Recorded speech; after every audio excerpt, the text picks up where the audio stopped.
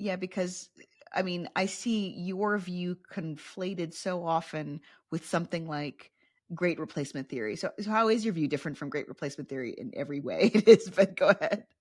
Oh my gosh, yeah, don't even get me started. It's a so one big problem with great replacement theory is that like this perception that like Christian Western culture white groups are being replaced in the first place is kind of ridiculous. When you look at birth rates, actually, more conservative white cultures are those that are doing the best. Like, we really don't have to worry about them.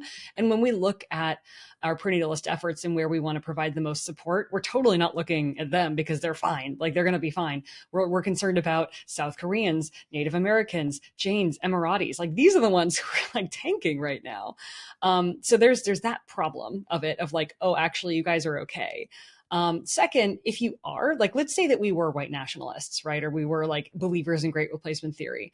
Well, we know we're going to be okay. Like we've thought a lot about how to build intergenerationally durable cultures. That is to say, like sort of cultures that with some level of fidelity will persist into the future and have like expanding descendants over time.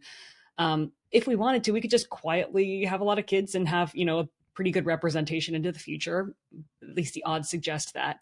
So why would we be public about what we're doing? We actually know plenty of groups that are kind of like that. They're like, you don't have to talk about this. Like, we've got it. Like, we're okay. We're like, yeah, dude, we get you're okay. But what about, again, what about the South Koreans, the Mm. Emiratis, the Jains, like all these other groups that are disappearing? We're concerned about them. So there's that element of it. Then the third element, which I just is this still befuddles me, is when you look at the cultures that are tanking in terms of cultural fidelity and intergenerational durability and birth rate.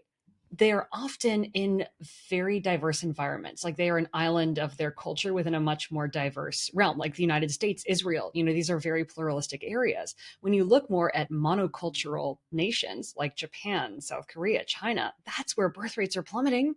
There seems to be something about being in the presence of diversity, or maybe it's this like competition that sharpens you, that encourages birth rates to go up. In fact, when South Koreans immigrate to the United States, their birth rate goes up.